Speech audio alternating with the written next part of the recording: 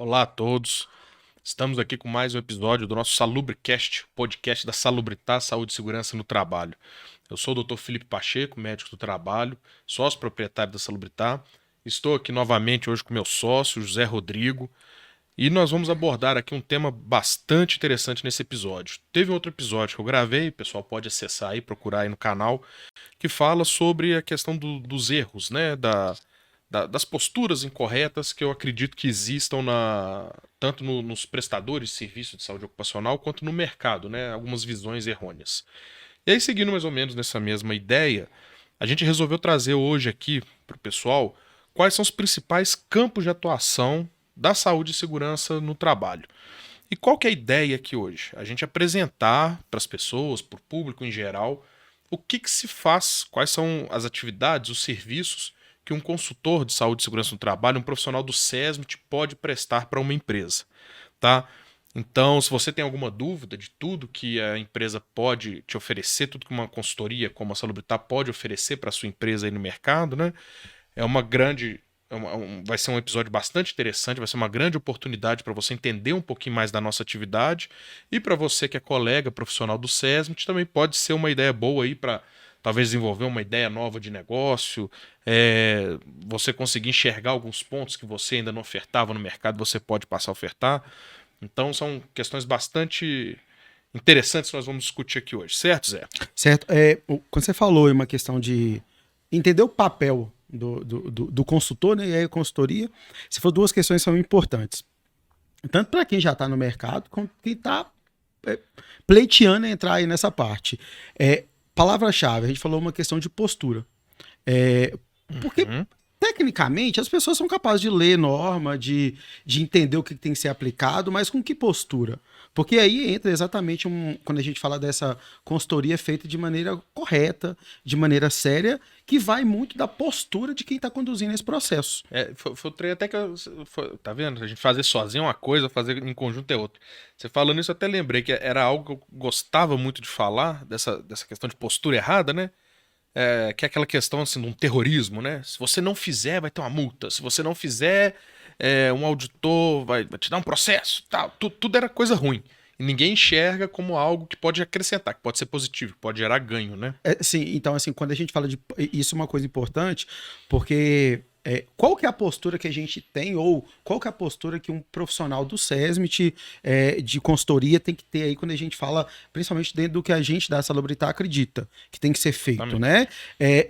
Que a postura da gente ela é conduzida não só por uma questão punitiva. Na verdade, assim, a gente nem conduz o processo por uma questão punitiva. Exatamente. A gente constrói esse. É propositivo. Exato. E essa questão de construção, de postura, é por entender que aquilo tem que ser feito. Porque vai trazer exatamente muito mais benefícios do que Exatamente. percas que a É gente vai ter ganho, ali. exatamente. E aí, acho que a balança desse consultor, e aí na visão, quando a gente fala de uma consultoria séria, a balança ela é uma balança de postura.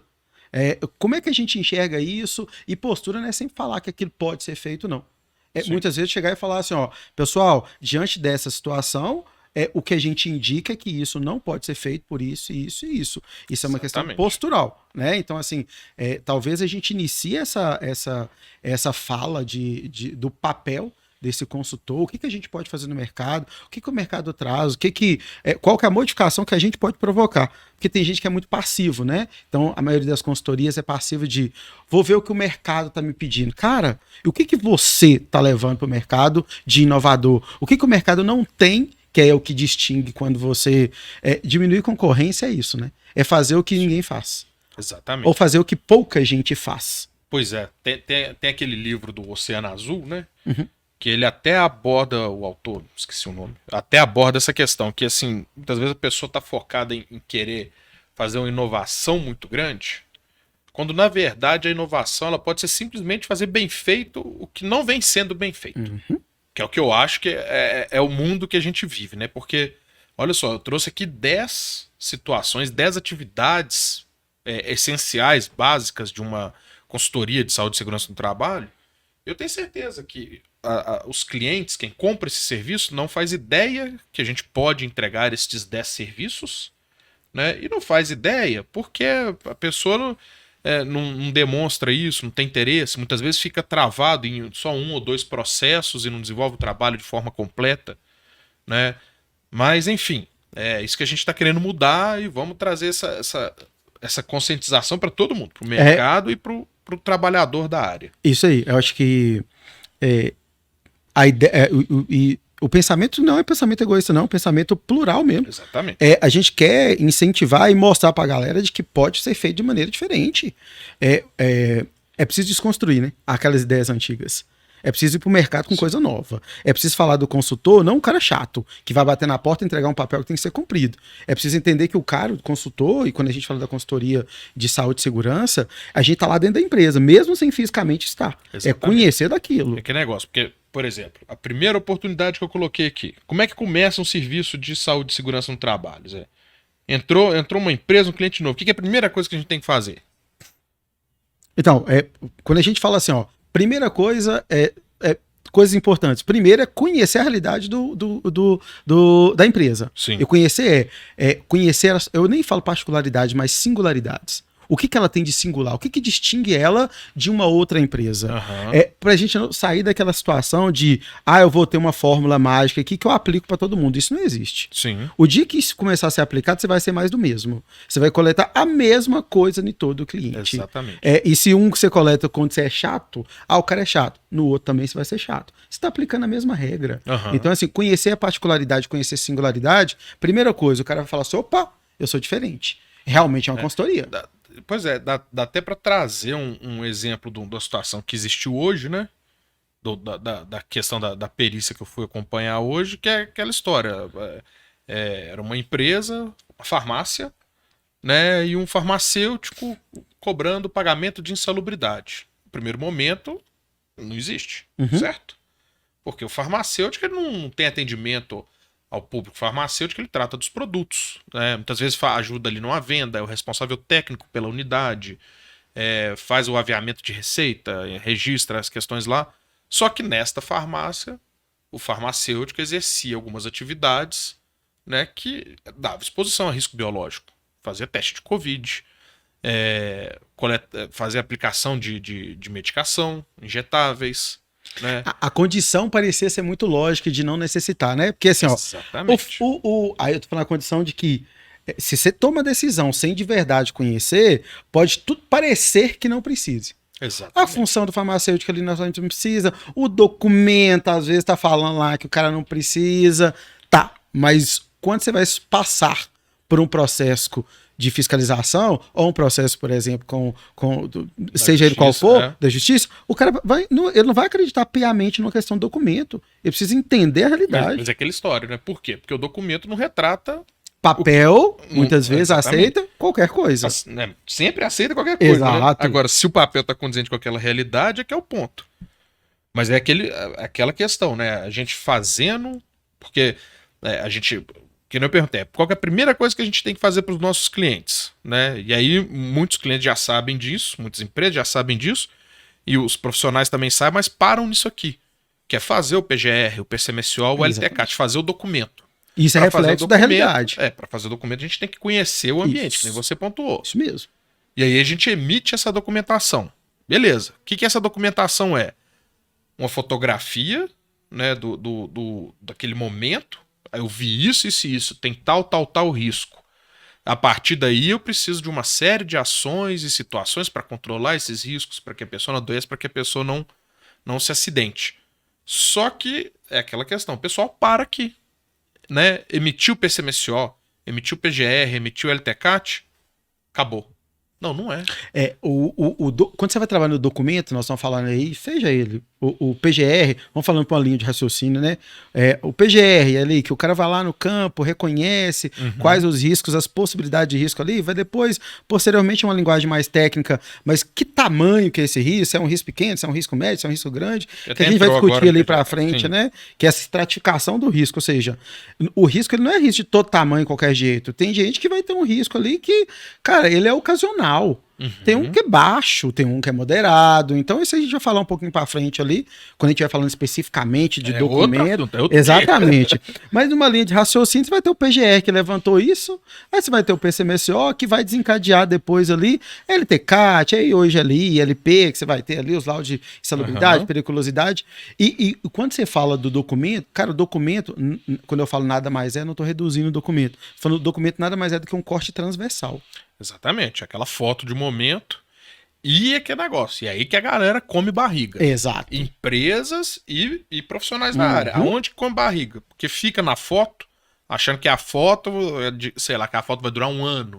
O documento vale um ano, que as coisas que eu não sei de onde o pessoal tira. Mas, né, e até legalmente, lá dentro tem uma ferramenta, tanto do PGR quanto do PCMSO, que ninguém dá importância. Ninguém olha. E a gente tá desenvolvendo aquele linha de trabalho para dar uma importância devida a isso, que é o raio do cronograma de ação. E aí o cronograma de ação gera diversas situações, né, que é o que a gente fala lá dentro da empresa. Espera aí, eu tô falando pro meu cliente que ele tem que aplicar um treinamento para trabalho em altura. Eu tô falando pro meu cliente que ele tem que fazer a avaliação ambiental daquele ruído que a gente identificou. Eu tô falando para aquele cliente que a gente tem que tomar alguma ação aqui, porque o risco está num nível que, independente do uso de EPI, não, a gente vai ter que trabalhar numa mitigação, tentar eliminar aquele risco. Quando você fala dessa questão, deixa eu colocar uma situaçãozinha de polêmica aqui.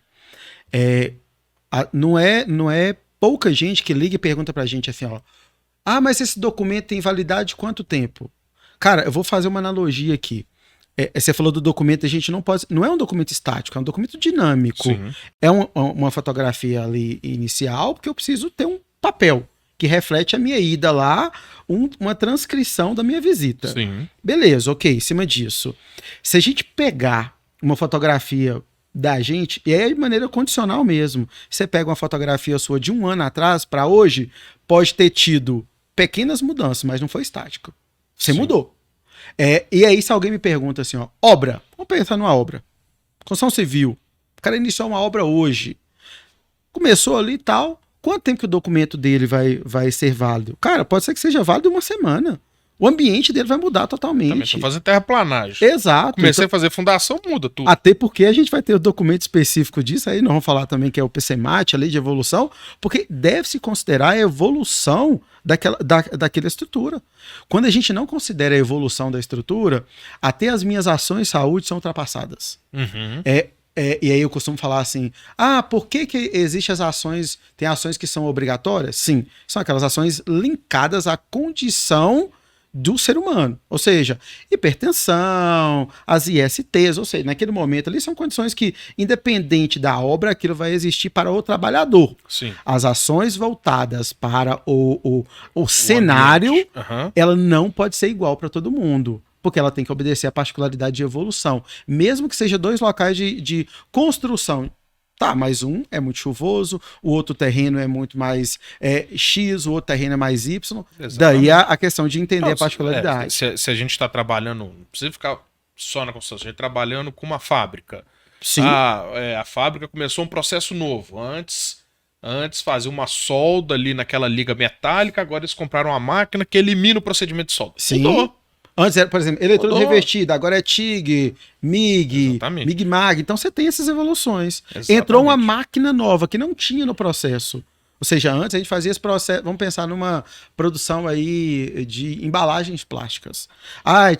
Era feito de maneira muito manual, tinha projeção daquelas bolinhas de bater ali, da parte que vai gerar o plástico. A partir de agora, chegou uma máquina nova. A máquina melhora o ambiente, porque ela vai, na grande maioria das vezes, vai trazer uma condição melhor de segurança, de operação, mas ela mudou o cenário.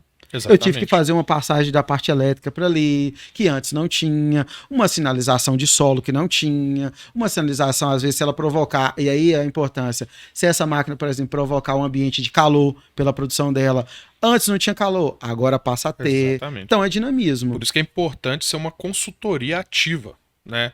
Não é questão de eu fui lá, olhei, fiz o documento, entreguei o documento, vou voltar lá ano que vem quando renovar esse contrato. Não, é uma consultoria ativa.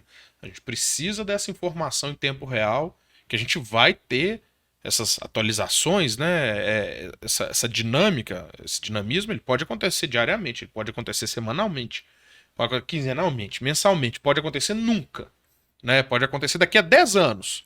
Ah, meu documento vai continuar o mesmo por 10 anos? Vai! Não Inclusive, tem porquê. inclusive a ação que foi feita de revisar, que falou, ó, gente, vamos permanecer dentro do mesmo cenário, o que garante que isso está correto é a verificação de maneira contínua. Exatamente. A gente, se não tiver nenhuma informação nova, a gente vai rever dali a um ano, quando a gente vai fazer aquele fechamento daquele trabalho, fazer o relatório analítico, fazer a checagem se o cronograma de ação foi cumprido, não foi cumprido, rever aquela estrutura, o PDCA, né? Exatamente. Rever se tudo que foi planejado foi executado, se o que foi executado deu certo ou se deu errado, se a gente tem que planejar coisa nova, se não tem. Enfim, mas é aquele negócio, a gente não pode ficar parado, tem que ser uma consultoria ativa. E quando você fala assim dessa questão de consultoria, a gente pensa, ok, nós estamos falando de ações de saúde ou ações de segurança. PGR, ações de segurança, PCMSO, ações de saúde. Propriamente dito, o pessoal vai pensar assim, no LTCAT tem ação? Necessariamente não. É um laudo, o LTCAT né? é um laudo técnico, parecer, ele vai trazer um efeito muito numérico, mostrando, ó, tá dentro da margem, não tá abaixo, não tá, ou seja, eu falo que o LTCAT é um documento, não que seja somente isso, mas ele dá o parâmetro pra gente, tá acima, tá abaixo, tá abaixo, e vai norteando em relação às dúvidas que você levantava quando foi qualitativo, lá no início. Então, assim, ele vai dar um ambiente talvez um pouco mais claro pra gente, de que, ó, essa ideia permaneceu, essa é refutada. O LTCAT existe só por causa da legislação previdenciária. Né? Exato. Sinceramente, não precisaria existir essa porqueira na vida da gente, não. Então, quando a gente tem isso, é um documento que tá válido, tem que ser respeitado. Porque lá dentro do PGR a gente já teria essa situação de quantificar o risco. E no PGR a gente tem a proposição das ações. É realmente um programa ativo, é um programa, né? Não é um laudo. Começa o início, já define isso. É um programa, não é um laudo. E assim, o PGR, em momento nenhum, ele fala assim, eu não posso trazer medição. Não, ele pode trazer. Ele deve trazer. Exato. Então, assim, o que daria, e é uma crítica que a gente faz, e estamos aqui para criticar mesmo algumas coisas, o que é bom é falar a opinião da gente no que a gente acredita. LTCAT é um documento que hoje respalda um critério técnico de medição, de numérico, que poderia estar no PGR. Isso, exatamente. Então, assim, mas a gente tem que fazer. Para mim, entendedor, mas a palavra basta, né? Então, a gente já tá falando isso aqui, então vamos seguir. Só que quando a gente fala de ação, é preciso pensar assim, para alguém que... Aí eu tô falando de ações e tô falando de cotidiano também, das ações cotidianas. Quando alguém vai executar uma ação, principalmente no ambiente laboral, primeira coisa que a gente tem que pensar é, esse trabalhador está capacitado para isso? Que remete pra gente, galera, o pessoal de consultoria, vocês estão preocupados com o treinamento também da pessoa, da capacitação do trabalhador, ou simplesmente você chega e fala assim, fulano tem que fazer isso. Cara, mas fazer de que maneira? Com qual tipo? E aí, assim, tem uma modalidade que a gente gosta muito de trabalhar, que a gente fala que é a operação assistida. Ou seja, uma operação assistida garante aquilo que a gente falou no início. Estou respeitando a singularidade do cliente, respeitando o que é normativo em questão de carga horária, itens a ser abordados, só que eu estou escolhendo uma metodologia ativa, cara. Exatamente. Não a metodologia passiva, de estar sentado numa sala. Vendo uma projeção, aquela aulinha. Exato, aí fala assim, ok, cara, no seu equipamento que a gente vai trabalhar, como é que a gente tem que trabalhar? Assim, o botão do equipamento tem que ficar um pouquinho para a direita, conforme o manual do equipamento. Tenho dúvida nisso aqui. Eu estou operando junto com o cara. Exatamente. Então, assim, o treinamento é uma das outras etapas. Ela não é propriamente dita uma ação, mas ela é uma capacitação. Inclusive, para eu gerar uma ação, eu preciso estar capacitado para ele. Não, mas o que eu falei de ação é porque, por exemplo, se a gente identifica que existe trabalho em altura para um certo cargo, né, a gente vai ter que programar que os trabalhadores daquele cargo tenham essa capacitação, tenham esse treinamento. É isso mesmo. É uma ação que está no PGR, certo? Você falou dessa questão de altura, eu vou só chamar uma atenção. Tem muita gente que me pergunta assim, vocês fazem treinamento de instrutor de NE35? Eu estou colocando NE35 porque nós estamos falando de altura. Cara, não existe treinamento para instrutor de NE35. É uma coisa que a gente chama de proficiência. Proficiência não se adquire num treinamento somente.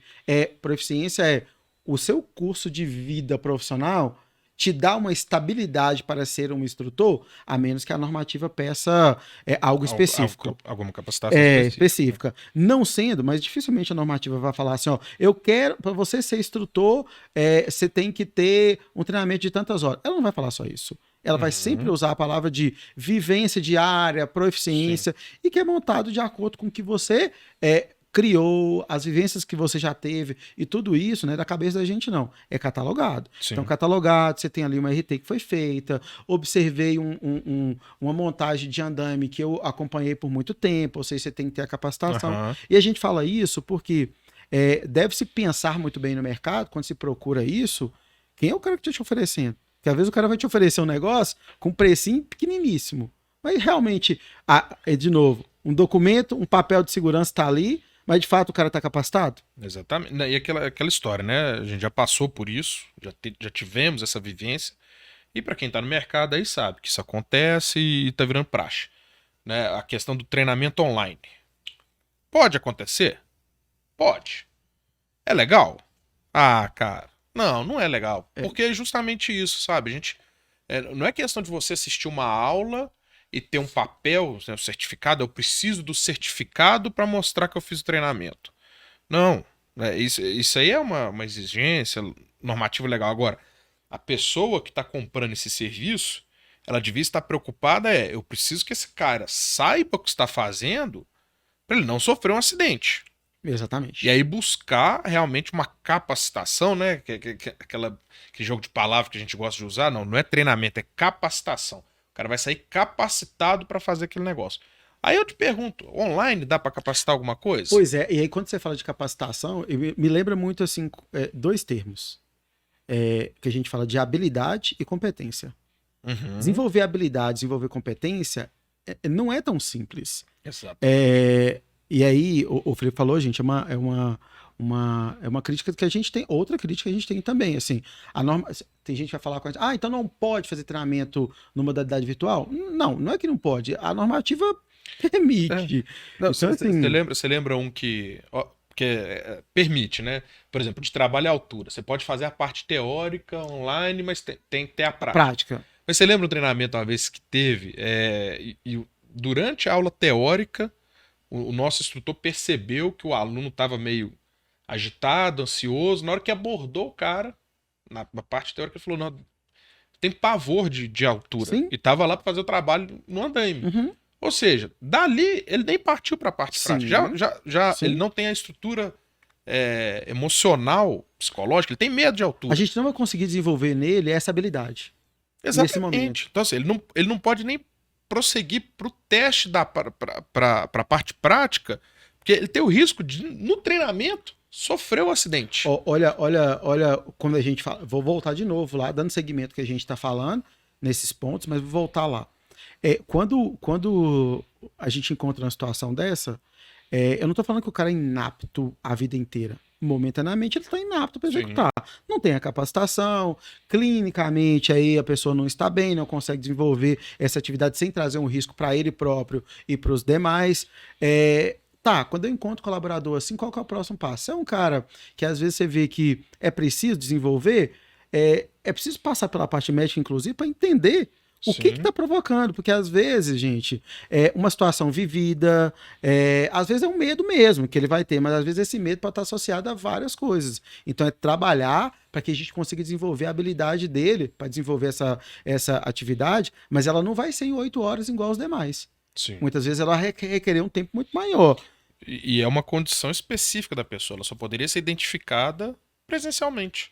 Como é que eu faço isso? É aquela questão. Pode ser feito online? Pode. É mais prático, o cara entra ali a hora que ele quer, o custo é menor. De novo, gente, preocupem-se que a pessoa realmente saia capacitada daquele treinamento para fazer aquela atividade com garantias de que ela não vá sofrer um acidente. Porque contratar o mais rápido, contratar o mais barato, legal, bacana, você vai ter o certificado. Mas já pensou nas consequências que podem acontecer caso tenha aquele evento? Então, assim, é quase maquiavélico, assim, digamos. A gente pode entrar na filosofia Porque- também, que é a minha Porque, outra assim, formação. não faz sentido a gente brincar com essas questões. A gente tem que buscar alguma coisa realmente de qualidade para que a gente consiga garantir a segurança do pessoal. Eu acho que a gente tem que induzir nas pessoas o aspecto de segurança e não induzir uma falsa capacitação. Exatamente. Porque sabe o fator pessoal de insegurança? Que a gente fala assim, às vezes a pessoa erra, não é porque ela ou às vezes tem o hiato ali que pode provocar um acidente, muitas vezes não é porque ela quer, porque ela tem uma falsa ideia de que ela está capacitada para fazer Sim. aquilo. E ela fala, não, mas se eu tenho um certificado aqui, eu fiz lá mais ou menos, eu vou executar. Cara, na vida real não tem o mais ou menos. Exatamente. O mais ou menos não tem margem para o erro. Trabalho crítico não tem margem, espaço confinado, trabalho em altura, trabalhar com eletricidade, não tem, não tem. Então, se você gera uma falsa capacitação, a pessoa vai entender, não, eu estou capacitado e chega na hora, os obstáculos que ela tem que gerenciar são muito maiores do que a habilidade e a competência dela permite. Exatamente. Porque ela foi, eu vou usar uma palavra que não é essa não, mas ela foi iludida ali de que ela estava ok. E ela foi para o mercado com essa falsa competência. E é isso que a gente não pode deixar passar nessa peneira do crivo. Exatamente. Você fala assim, da atividade crítica dos outros, né, que a gente falou muito de trabalho em altura, mas do espaço confinado. Quantas notícias a gente vê de alguém passou mal no espaço confinado, foi ser resgatado por 123, os 123 Vira vítima também. Por quê? Porque não havia capacitação adequada para aquela pessoa estar ali. Né? E, de novo, a gente não está aqui para fazer papel de terrorista, de falar, gente, se você não capacitar, o cara vai morrer. Não. O ponto não é esse. Né? Mas a gente precisa trazer uma conscientização de que são atividades que precisam ser realmente bem executadas. A questão do treinamento, da capacitação, ela é muito importante para as atividades. Né? Se você não capacita bem uma pessoa a usar o EPI plug auditivo, você está entregando EPI, a pessoa está achando que está usando, você está achando que ela está usando, depois aparece lá com uma perda auditiva. Pronto, o dano tá feito, é irreversível. Muitas vezes depósito de poeira, né? Às vezes você tem ali o formato de concha, muitas vezes fica virado para cima aqui, depositando poeira. Vai entrar, coloca poeira para dentro do ouvido. Então, assim. Aquele que é acoplado no capacete fica só para cima, igual antena, né? Exatamente. E assim, você vai falando das questões, a gente vai pensando dessa consultoria feita de maneira correta, porque a construção desse serviço, ela é uma característica muito ímpar. Sim. Gente, aí eu tô falando exatamente para quem está comprando tipo de serviço. Não adianta fingir que sabe fazer. Porque se fingir que sabe fazer, uma hora vai dar errado. Então, assim, e quem vai sofrer a consequência é o empregado, a consultoria também sofre, o cara vai estar lá, ter feito, mas de fato, o dano ele acontece muito. Primeiro, falar de ordem de prioridades aí. O empregado que teve aquele dano, Sim. a empresa que vai ter que arcar, e o máximo que a consultoria vai fazer, você vai tentar fazer ali uma associação com aquela situação, romper o contrato com ele, mas já aconteceu o dano. Exatamente. Até um tema que a gente pode trazer futuramente, né? Que tem alguns colegas que me perguntam, qual que é o risco de se der zebra, se der errado? Eu vou trazer aqui para vocês um exemplo prático de não muito tempo atrás, né? Da barragem lá de Brumadinho. Né? Até se trouxe as pessoas que fizeram o laudo, né? A empresa de consultoria que fez o laudo da barragem, o laudo estava incorreto, tecnicamente, enfim, não vou entrar no mérito. Mas o que aconteceu com o pessoal que fez o laudo? Eles foram ali, entraram na discussão e tal, mas vai ter alguma responsabilização civil daquilo ali? Civil? Não vai. Não vai, porque a responsabilidade é da empresa. Sim. Se a empresa contratou um serviço de má qualidade, a responsabilidade continua sendo da empresa. Né? Ele pode até querer brigar com o prestador de serviço depois, mas se o médico do trabalho fez um exame clínico mal feito e a pessoa teve uma ocorrência por conta de um diagnóstico que não foi feito, a responsabilidade da ocorrência não é do médico que não fez o diagnóstico, é da empresa. Sim. Sempre é da empresa. Sim. Sempre é da empresa. E se for evoluir possível, a figura dos sócios serão envolvidos. Mas o prestador de serviço quase nunca será arrolado nessa disputa. Então assim, é muito importante as pessoas que compram serviço se atentarem para comprar um serviço de qualidade. Porque, de novo, não é questão de comprar um laudo, de comprar um parecer, de comprar um documento. Não, você está comprando um programa de gerenciamento que vai cuidar da saúde e segurança dos seus trabalhadores. Isso é muito sério. Isso, né, a gente cansa de falar aqui, já falamos nos outros episódios, vamos falar aqui praticamente em todos. Se mal feito, vai trazer prejuízos enormes. Se bem feito, vai melhorar a lucratividade da sua empresa absurdamente. Absurdamente. Mas a gente ainda precisa amadurecer muito nessa ideia, né? Ah, precisa. Eu tô voltando nos tópicos aqui. Quando você fala dessa questão.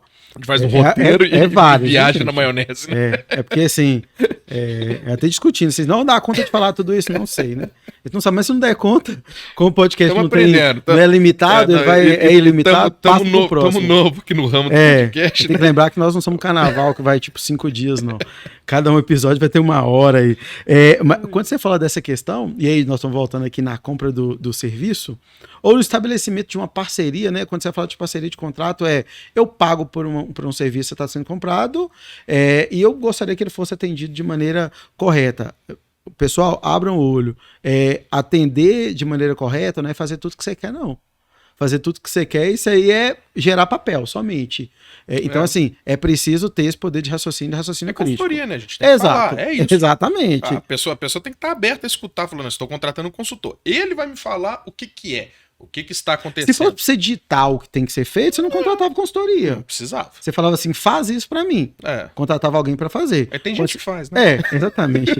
Tem consultoria disfarçada de operacional somente, né? Fazendo. Mas vamos lá. E aí, nós falamos aqui do treinamento, falamos aqui das ações, passamos pelos documentos. E uma questão importante, e não menos importante que as demais, e nós falamos de uma questão técnica, né? Aí, se a gente pensar numa questão numérica, nós estamos falando de uma avaliação ambiental. Exatamente. Outro ponto aqui de oportunidade, outro tipo de serviço que pode ser prestado, né? Uma oportunidade para os colegas ali, as avaliações ambientais dos riscos que foram identificados lá na nossa primeira etapa, lá no início, né? Na visita do ambiente de trabalho que gerou o PGR. Então a gente identificou lá alguns riscos quantitativos, ruído, poeira, produtos químicos, e a gente vai ter que fazer essa quantificação numérica, né? O quão aquele risco está presente naquele ambiente, que danos que aquilo pode oferecer. E aí, Zé, como é que anda com isso aí? Tem 2 questões importantes que eu falo nesse ponto, pessoal, aí é estudar mesmo, bunda da cadeira é estudar. Quando nem sempre as coisas vão vir para você com nome e sobrenome ali do que tem que ser medido, você precisa de um conhecimento técnico. E aí, conhecimento técnico, você falando ali, não vou adentrar muito nessa parte, que pode ser uma parte, inclusive, que a gente vai trazer nos próximos episódios. Mas fala de produto químico.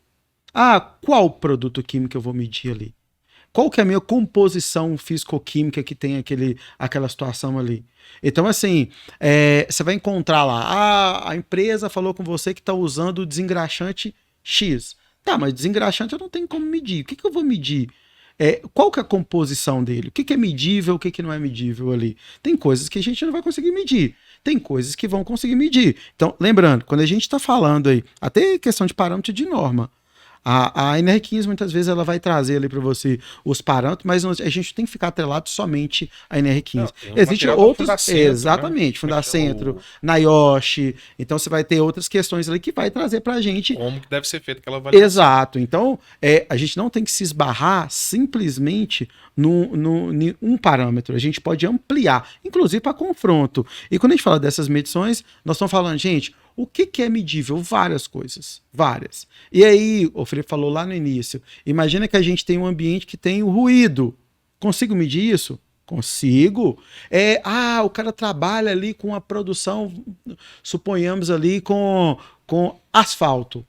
Eu vou ter situações químicas ali, medíveis? Vou. Trabalha com poeira. Poeira é medível? Lógico que dentro de um critério ali, quando a gente fala, tá falando a grosso modo poeira, mas a gente tem vários tipos de estratificação de como que a gente vai medir isso, né? Eu vou ter ali luz, eu consigo medir luz? Consigo. Frio, calor, consigo medir? Consigo medir. Gente, tudo isso são os nossos parâmetros que, inclusive, vai ditar como é que a gente vai funcionar. E se aquela pessoa... E aí, muitas vezes, vai falar assim, essa pessoa pode ficar exposto a isso quanto tempo? Exatamente. Porque vai ter os limiares. Vai desencadear outras ações que a gente precisa tomar. Exato. Por exemplo, dependendo do nível de ruído, o protetor plug não serve. A atenuação dele não vai ser suficiente. Exatamente. A gente vai ter que atenuar para que chegue no nível permitido pelo parâmetro. Agora, uma perguntinha maliciosa, pensa antes de responder, tá? Então, assim, para eu falar que eu vou ter que avaliar quantitativamente, Uhum. eu tenho que ter feito o reconhecimento antes, certo? Sim. Então não existe avaliação ambiental sem PGR, existe? Avaliação ambiental sem PGR. Eu posso chegar lá e com um tanto de aparelho, um tanto de dosímetro e sair medindo o ruído à torta e à direito? Da Basicamente falando galera? assim, talvez seja o raciocínio de falar assim, não existe um LTCAT sem PGR. Uhum. Porque como é que eu meço uma coisa que eu não reconheci ainda? Então, a primeira identificação penso eu, e aí imagina só, você chega no local, primeiro eu tenho que sacudir aquilo ali para levantar o que tem naquele cenário. Opa, fiz o reconhecimento inicial. Anotei ali, ó, aqui eu percebi ruído, Aqui tem essa aqui eu fonte. percebi poeira, Exatamente. aqui eu percebi isso aqui, eu percebi isso aqui, eu percebi isso aqui. Pode ser que lá na frente eu falar, ó, isso aqui você percebeu, mas é pequenininho demais, isso aqui não faz diferença nenhuma. Mas só quem vai me garantir isso é quem? A minha medição. Agora, de novo, era uma pergunta maldosa. Então não existe, certo? Avaliação ambiental sem eu ter feito a identificação, sem eu ter feito o PGR antes. Você tá falando que não existe de não existir? Existe. Um cara no lugar vai ter. Não deveria existir. Esse que é o ponto, né? Não Assim, deveria existir. É tosco, né? É tosco, mas você vê nego vendendo. Se você pegar Nego assim, fazendo, né? se você pegar a condição de assim, existe somente essa palavra? Existe. Existe. Deveria existir? Não pode, Não deveria, né? não Cara, pode existir. é quase criminoso. Quase criminoso. Mas a gente vê acontecendo. A gente E não vê é pouco, acontecendo. não. Não é pouco, não. E vê muito Mas assim, acontecendo. o pessoal vai e, tipo assim, só recebe essa demanda, precisa de avaliação ambiental sem ser assado. E o cara fica feliz, né? Porque é um serviço que tem um retorno substancial, um retorno Sim. bacana, interessante. Então, assim, chega o pedido lá, eu preciso aqui de 50 avaliações de ruído. Qualquer um fica alegre, né? Qualquer um fica feliz. Pois é. Mas é que negócio. O que eu vou fazer com esse dado? Né? Se eu não tiver o PGR, se eu não tiver o reconhecimento antes, eu vou lá gastar uma grana absurda para avaliar, quantificar um tanto de risco, que muitas vezes eu não precisava nem quantificar. Sim. Né? Você já viu alguém fazer dosimetria de ruído porque a fonte era aparelho de ar-condicionado? Já. Entendeu? Então, assim, trabalhando de maneira maliciosa, assim, já. Cada situação Deveria? que a gente Não. vê. Não, é absurdo um trem desse. Alguém falar que um aparelho de ar-condicionado é fonte de ruído, sabe? Das duas, uma, né? Ou o cara não tem conhecimento técnico nenhum sobre a área, ou é mal intencionado. Cara, não tem jeito de ser diferente. Pois é, aí você falou uma coisa assim, eu tô pensando no. Quando falta conhecimento do consultor ou da consultoria, muitas vezes ou vai ser pequeno ou vai ser over as situações. Por que eu tô falando over? O cara vai ficar, às vezes, com tanto medo, ou vai falar assim, vou reconhecer tudo, que ele reconhece coisa que não deveria. Aí, vou fazer a pergunta maliciosa. Reconhecer risco de terremoto. E aí você vê um negócio desse escrito, primeira coisa é pensar assim, ou o cara não estava no Brasil, estava em outro lugar. E aí a nossa legislação não se aplica. Exatamente. Ou o cara começou a inventar, cara, assim, coisas que não se aplicam na realidade brasileira. A legislação, assim, não é, cara, uma coisa cotidiana. Eu não vou encontrar isso. Eu não consigo nem estratificar dentro das categorias. Exatamente. Só que as pessoas começam a reconhecer, por exemplo... uma pergunta besta, então, já que você trouxe isso. Aí é de ignorância mesmo, pergunta besta, mas se bobear tem essa chance, hein? Será que não tem esse risco dentro do E-Social, não? Não sei, pode procurar, mas eu acredito que pode não. ter, hein? Mas não, ele vai estar lá, ele pode ser que ele está escrito assim, ó, ou situações não contidas no decreto tal, tal, tal. Aí você abre uma brecha para poder executar. Só que a gente tem trem tosco, pelo menos tinha só que a gente tem que olhar na tabela que vai gerenciar isso, Olha né? que nós vamos olhar, hein? Vou ver. Mas eu, assim, a minha opinião, tá? Eu acredito que o risco de terremoto não... não é possível. E se tiver uma crítica minha mesmo ao processo, que não é um risco, não. Ué. Imagina só, porque senão eu vou começar a colocar lá risco de evento, queda né? de avião. É um evento. Mas é o que eu bato nós estamos saindo um pouco aqui de novo. Mas é que eu bato pessoal. Por exemplo, risco de queda da própria altura. Isso não é risco. Se alguém cair da própria altura, é um evento. Sim. Para ter risco de queda da própria altura, basta a pessoa estar de pé. Sim. Né? Ou seja, basta ela andar. Ou seja, todo trabalhador vai ter. Não existe isso. Mas é por isso que eu falo do E-Social, porque o E-Social ele traz algumas coisinhas, porque lá tem risco de queda da própria altura, de tropeçar, risco de trabalhar sentado. Aí tem o risco, e aí tem o risco de trabalhar em pé. Uhum. Tipo assim. Só faltou trabalhar deitado. Não, só faltou ter risco de trabalhar em alternância também. Aham. Né? Cara, pé são situações que, se jogadas assim, vão trazer esses absurdos. É lógico que se eu tô num ambiente de obra, talvez seja muito importante eu falar que tem risco de queda de própria altura para implicar que o ambiente de trabalho seja organizado, que a galera larga material para lá. Uhum. Né? Então, muitas vezes é importante eu definir isso. Agora, dentro do escritório, mas eu vou falar de risco de queda de própria altura? E definir isso enquanto ação educativa. Não, exatamente. Mas o que eu tô falando assim, que essa questão do conhecimento técnico é importante, porque muitas vezes a pessoa olha para uma tabela e lá tem uma lista de situações, certo? Então, assim, aí eu coloco lá, risco de trabalho sentado. Poxa, isso é importante? Para um motorista isso é muito importante, né?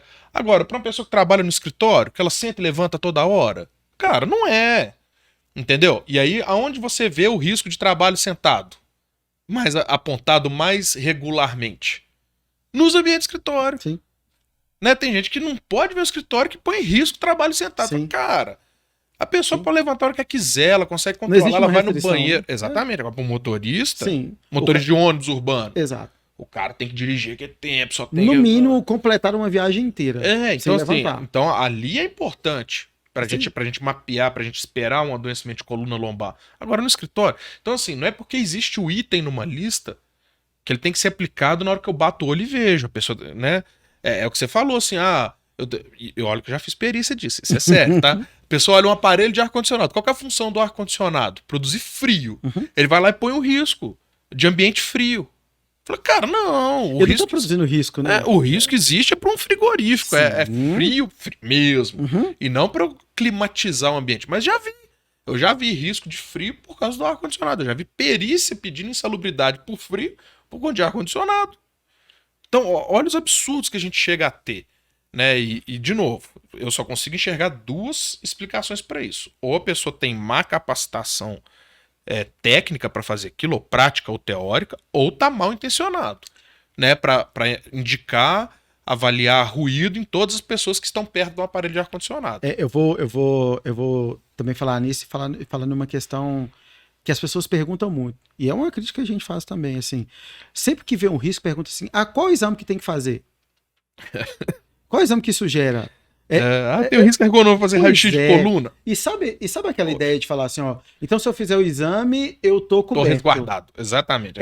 Cara, aquela falta. É isso, ação educativa e é aquela questão que a gente falando, guardadas as devidas proporções ali, e são as tendências internas de cada empresa. Por exemplo, o cara vai trabalhar com a parte elétrica. Tecnicamente, não tem uma associação direta com quais exames tem que fazer. Que exame que eu vou fazer, exatamente. É uma Exatamente. Se você vai rastrear ali por uma questão educativa ou de tentar fazer uma restrição, exatamente. Vai depender do cenário. Para a gente indicar outras situações. Sim. De novo, vou voltar igual do motorista. Por exemplo, o motorista está lá sentado, tem risco pelo trabalho sentado prolongado, de problema na coluna? Tem vibração do veículo? Tem. Entendeu? Então assim, pode ter lombalgia? Pode. Que exame que eu vou fazer? Exame clínico, exame médico. Sim. Eu não preciso colocar um raio-x de coluna porque tem... o que eu vou fazer com aquele risco? O que você vai fazer? Um programa de ergonomia.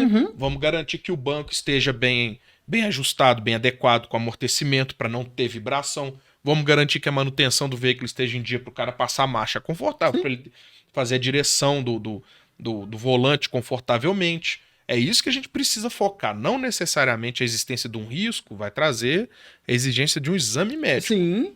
Mas ele pode trazer outras ações, outras repercussões que são, sinceramente, mais importantes que simplesmente fazer um exame médico. Exatamente. Porque, de novo, né, vamos voltar àquela questão. Qual que é o nosso objetivo? É resguardar a segurança das pessoas e promover a saúde. Né? Eu preciso garantir o trabalhador saudável e seguro. Fazer o exame médico, eu estou dando um diagnóstico. A saúde está boa ou está ruim. Se ela estiver ruim, já foi. Eu não protegi nada, eu só estou identificando que deixou de ser protegido. Né?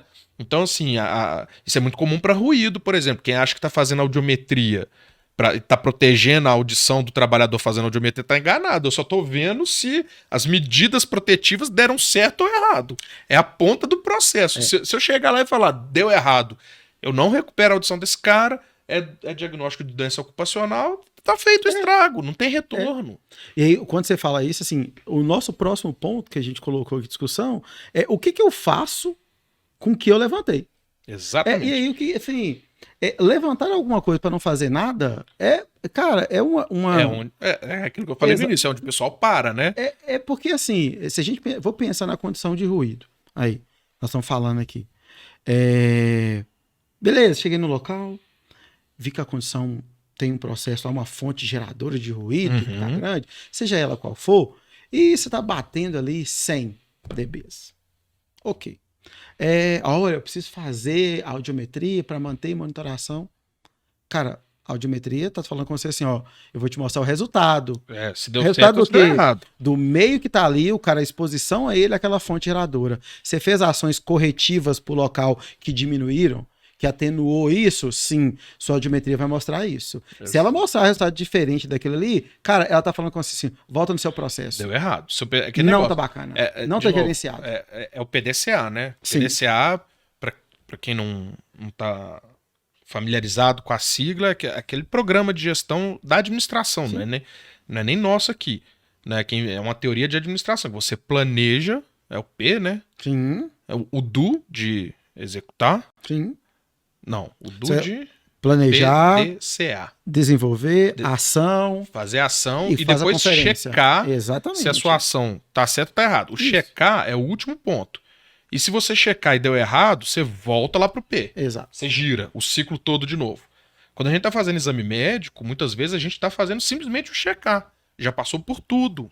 E se você chegou lá, o exame médico, deu um diagnóstico, de novo, vou usar esse exemplo, da perda auditiva, deu diagnóstico de perda auditiva. Não é tratável isso.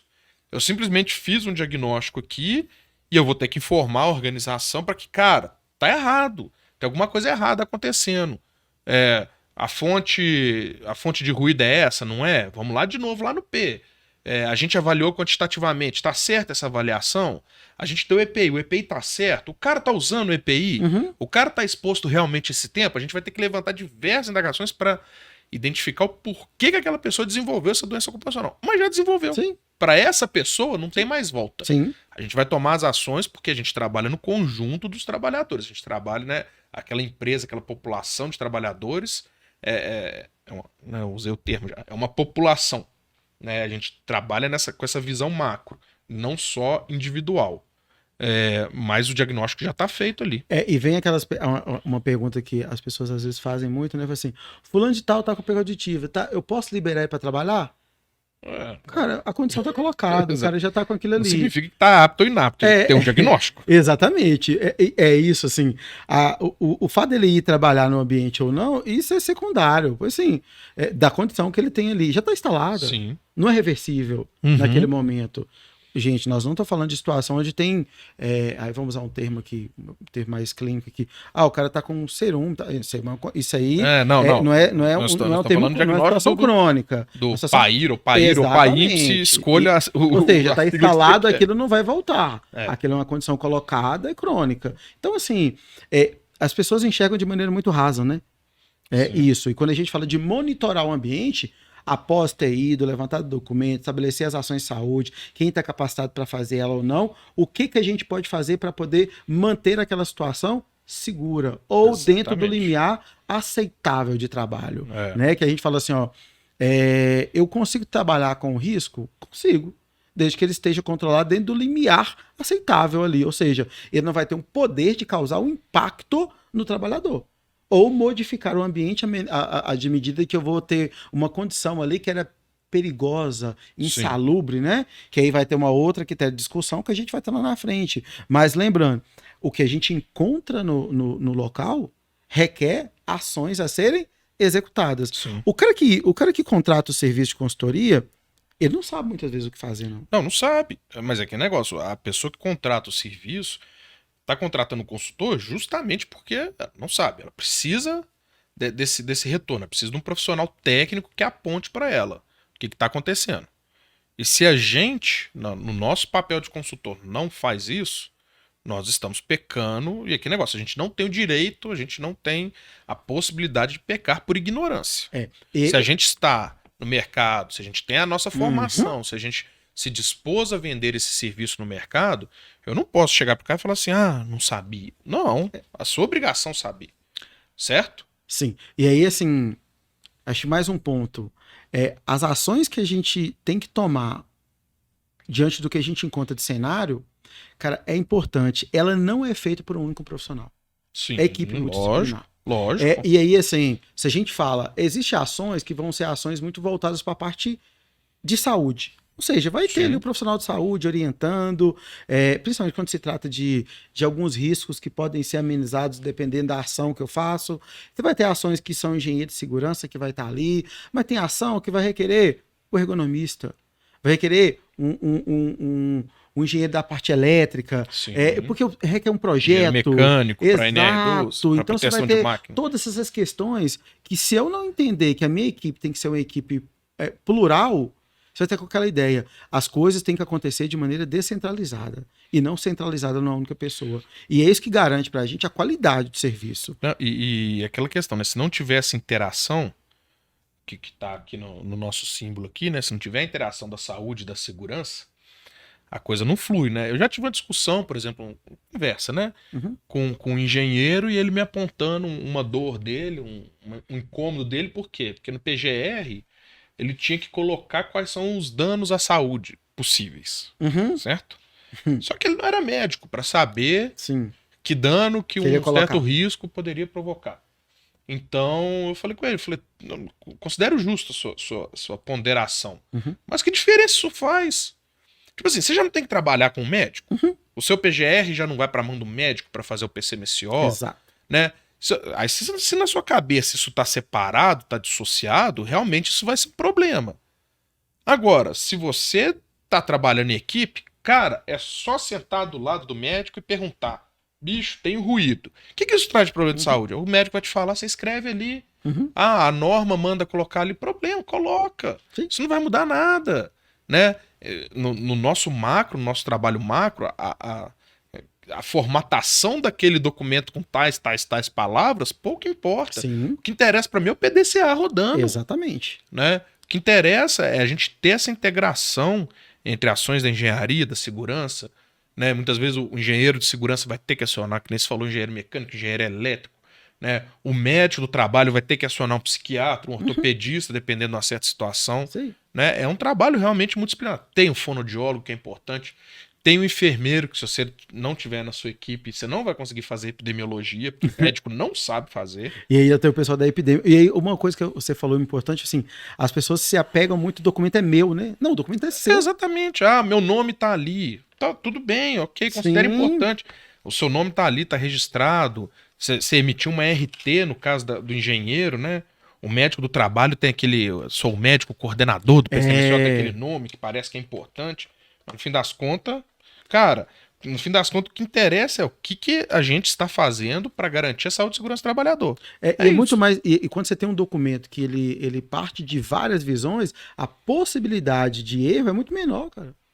Sim, Né, sim. assim, mas tem gente que, por um ato de que é meu, prefere assim: ó, eu vou colocar a minha visão, a sua visão vai ser só a sua.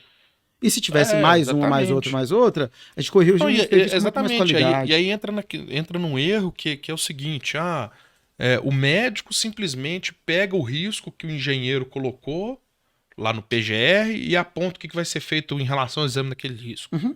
Né? Ele simplesmente não entende. Ou, eu tô falando assim, no caso de se o médico discorda da existência do risco. Por exemplo, se chegar para mim um PGR que naquele escritório ele tem o risco de ergonomia da pessoa ficar sentada, Uhum. né? Eu vou discordar. Qual, Sim. qual que é a minha obrigação profissional, moral, qualquer coisa? Uhum. É sentar com o engenheiro, cara, por que você colocou isso? O que aconteceu? Qual que era o ambiente? Vou lá no ambiente, visito para ver se eu vou concordar, vou discordar. A gente teve uma reunião outro dia setorial lá na empresa. Eu falei, não é para colocar isso aqui. Aí me explicaram. Aí eu cheguei lá, uma cadeira tava com o encosto quebrado. Uhum. Ah, opa, aí mudou, né? Então, ok. Então, tá certo ter apontado, sim. Mas agora, são duas falhas primordiais. Uma, se concorda com tudo e simplesmente deixa aquela burocracia rodar. E a outra que eu já vi acontecer, tipo assim, é um médico fazer um PCMCO completamente dissociado do PGR. Uhum. PGR aponta os riscos, o médico fala assim, não concordo que existe isso aqui e põe qualquer outra coisa. Né? Hoje em dia, nem vai se conseguir fazer isso mais, porque não é social, não tem jeito. Exato. Né? Agora, por que não é social, não tem jeito? Porque não é assim que a coisa funciona. Sim. Mas as pessoas faziam dessa forma.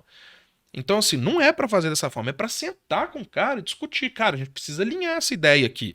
Existe ou não existe? O que a gente tem que fazer? O que não tem que fazer? E aí depois você escreve no documento. Exato. E as pessoas, quando você fala do social, a gente tá falando aqui dessas questões de ações. Alguns itens eu acho que eu não tô ficar pro nosso outro episódio. Vai ter que ficar, né? Mas tá matando tempo, a gente... 4 ou 5. E aí, assim, quando você fala do e-social, pra gente entender, as pessoas têm dificuldade, né, de assim, o e-social, ele veio para poder falar assim, pessoal, nós temos que trabalhar de maneira conjunta. Ou seja, Exatamente. parte de saúde, você define os exames, ou se define a conduta de saúde, ou a abordagem que você vai dar em cima do exame clínico. Uma coisa que a gente fala muito é assim, ó, eu posso colocar lá o clínico com ênfase em alguma coisa? Pode.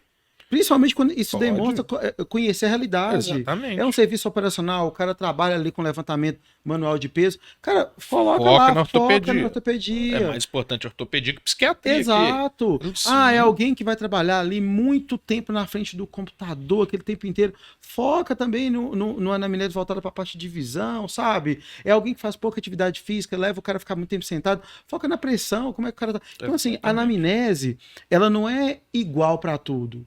É por isso que a gente fala assim, é extremamente importante. Tem gente que fala assim, a anamnese é importante, mas o exame clínico, cara, quando bem feito, ele é melhor do que qualquer exame. Aí tá aí um tema, né? Tá aí um tema para um episódio. Só exame clínico. Exato. Critérios, avaliação, estruturação. Abordagem, exatamente. Se é bom qualitativo, quantitativo. E aí, quando a gente vai bater naquele pessoal que faz as consultas a jato, né? Que tem muito aí, entra 2 minutos, o cara já saiu de lá com o ASO pronto. É porque tá focado só no ASO. Exato, né? é o papel. Não tem nenhuma condição, cara, da pessoa fazer um exame nesse tempo. E aquele negócio, quem compra, aquele ponto que a gente tem que reforçar. Quem compra é que é o responsável por isso. Sim. Né? Sim. Depois não vai ter chorumelo. Você não vai chegar e falar assim, o médico fez mal feito porque ele cobrava R$20 para isso aqui. Cara, não existe essas justificativas. Isso não existe. Né? E outra, pra que você tá comprando isso? Pra que você tá gastando dinheiro com um serviço mal feito? Se você comprar um serviço bem feito, você vai ter entrega, você vai ter devolução, você vai ter retorno disso. É investimento. Dependendo do serviço que você tá comprando mal feito, eu arrisco a falar que é melhor você não comprar.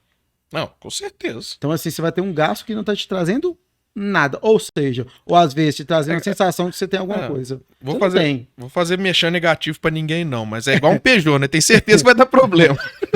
Nunca que a gente vai ser patrocinado pela Peugeot na vida, né? Agora, imagina só. Desculpa, gente, não é negativo. Você tá? vê, né? Peugeot Juro que não é. Gente, já tive 2, inclusive. Muito tá bom. vendo? Ele permaneceu no erro. E aí, se a gente imaginar essas questões tô falando financeira mesmo, do cara achar que ele tá pagando ali, tá tendo, nesse momento eu tô respaldado. O cara não tá respaldado em nada. Em nada. Você tem na mão ali uma coisa que te dá uma falsa sensação. E outra, eu já tive, né, pode ser até uma pessoa interessante pra gente chamar aqui, um auditor do Ministério Público do Trabalho. E era uma situação de uma empresa eu tinha que desenvolver um programa de prevenção de adoecimento mental, numa empresa que tinha alto risco, alta carga mental, era uma empresa de segurança armada. E aí, que negócio? A gente tinha diagnósticos? Tinha. Cara, o cara envolvia em tiroteio, tentava assaltar carro forte, era um inferno. Só que a gente tinha um programa. E é aquilo que eu tô falando. E o programa, a gente conseguia demonstrar que aquilo rodava. Era um PDCA funcionando. A gente planejava uma ação, executava. Deu errado, voltava. Planejava, executava outra. Deu errado, voltava. Deu certo, mantém isso aqui. E a partir do momento que a partir do momento que eu demonstrei isso para o auditor, a ação civil pública encerrou. Sim. Ele considerou realmente que o trabalho da medicina ele era efetivo, ele era eficaz. Né? Mas por quê? Porque a gente conseguiu demonstrar isso, que não era um documento que estava escrito blá, blá, blá, blá, blá, blá, blá, e acabou. Não. Era um programa que rodava. Ele realmente era ativo. Uhum. Por mais que uma ação fosse... a gente identificou que uma ação fosse errada. Ah, não. De um ano para o outro realmente aumentou o diagnóstico e tal. Deu errado essa campanha aqui. Mas já planejamos fazer outra aqui. Já está aqui orçado, já está precificado, não sei das contas. A partir do momento que a gente demonstra isso, a gente sabe que os agentes fiscalizadores, que todo mundo morre de medo do Ministério Público do Trabalho, do Ministério do Trabalho, na verdade o que eles querem ver é isso. Sim. É o sistema rodando, né? Eu já tive discussões assim, eu preciso emitir a CAT em 24 horas. E eu cheguei e falei, eu não emito CAT em 24 horas. Nunca. Nunca. Aí fui apedrejado, né? Tem multa, que a ANR fala que tem que emitir. Eu falei, cara, simplesmente não dá para fazer uma investigação de acidente em 24 horas. Não dá. Agora, se você tem um processo de investigação de acidente bem estruturado, que vai mostrar, segue o fluxo. Depois desse fluxo, tive o diagnóstico e tal, foi considerado acidente de trabalho, emite-se, nem que seja 3 dias depois, ninguém vai te amolar por causa disso. Ninguém vai te amolar, ninguém vai te penalizar porque você está fazendo um trabalho bem feito. Mas, se você não estiver fazendo nada, aí realmente o couro come. Piscou, né? Acabou o nosso então, tempo. Por hoje, né? A gente ia falar aqui de 10 oportunidades de trabalho na área. Falando de 5? Chegamos no 5º aqui, fizemos a questão da visita e a documentação, né? Básica, PGR, PCMSO. Abordamos os treinamentos, avaliação ambiental, a questão da consultoria no geral, tá? E aí, a partir do próximo episódio, a gente retoma com as outras ações e outras filosofias e machadadas em cima de outras situações. Exatamente, ficam mais 5 tópicos pro próximo e logo a gente vai ter convidados também, né? Então, isso aí, já vamos montar nosso cronograma. Exatamente. E depois da gente mostrar, com a gente aqui também. Mostrar nossa carinha, vamos trazer pessoas aqui diferentes para pensar diferente também. Pensar diferente e tomar uns esculachos ao vivo aqui. Exatamente. Então, por hoje, é isso, parando pelos quinto item aqui que falamos, pro próximo fica mais 5. É isso aí. Bom, galera, muito obrigado pela atenção, tá? Peço de novo aí, procure a gente nas redes sociais, Salubritar SSO, Felipe.Salubritar, Zé, seu Instagram, qual que é? J.Rodrigo. J.Rodrigo. Esse material vai estar disponível no nosso canal do YouTube, vai estar disponível em plataformas de streaming de áudio, Spotify, por aí vai, tá? Segue a gente, compartilha, comenta, deem sugestões, mandem xinga a gente, se que for, que a gente gosta também, depois a gente vai devolvendo, vamos movimentar, vamos entrar nessa discussão, beleza? Muito obrigado por todos aí, abraço. Pessoal, até o próximo, tá bom?